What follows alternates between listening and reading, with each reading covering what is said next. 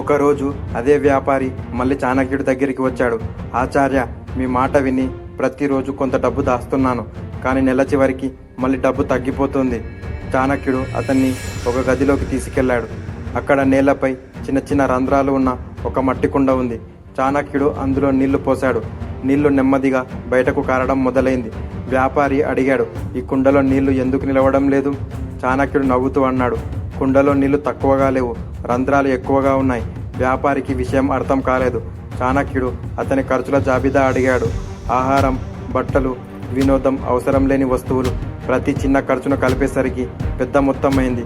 చాణక్యుడు ఆ జాబితాను చూపిస్తూ అన్నాడు, నీ డబ్బు తక్కువగా సంపాదించడం వల్ల పోవడం లేదు, చిన్న చిన్న రంధ్రాల గుండా జారిపోతుంది.